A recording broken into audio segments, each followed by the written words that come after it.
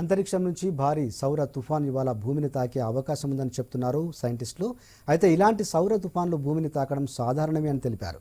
కాకపోతే ఈసారి అధిక ప్రభావం చూపించే ఎం క్లాస్ జ్వాలలు వీస్తున్నాయని, దీంతో జీపీఎస్, మొబైల్, రేడియో సిగ్నళ్లకు అంతరాయం కలగొచ్చన్నారు. అమెరికా అంతరిక్ష పరిశోధన సంస్థ నాసా కూడా ఈ విషయాన్ని ధృవీకరించింది. సౌర తుఫాను ప్రభావం భూకక్షలోని ఉపగ్రహాలపైన పడే అవకాశం ఉందని భావిస్తున్నారు.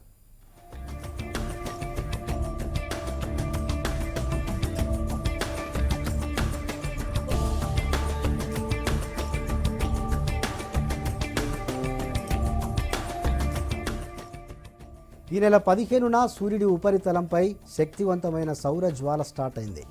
బలమైన ఫోటాన్ల నుంచి వెలువడే రేడియేషన్ వల్ల ఇది ఏర్పడుతుంది. గంటకు లక్షల కిలోమీటర్ల వేగంతో ప్రయాణిస్తోంది. అయితే ఇవాళ భూ అయస్కాంత క్షేత్రాన్ని తాకొచ్చని పరిశోధకులు ముందు నుంచి చెప్తున్నారు. సౌర తుఫాన్ల ప్రభావంతో ఉత్తర దక్షిణ ధృవాల్లో ఖగోళ కాంతి ప్రకాశంగా కనిపిస్తుంది. అదే టైంలో భూ వాతావరణం వేడెక్కే అవకాశాలుంటాయి.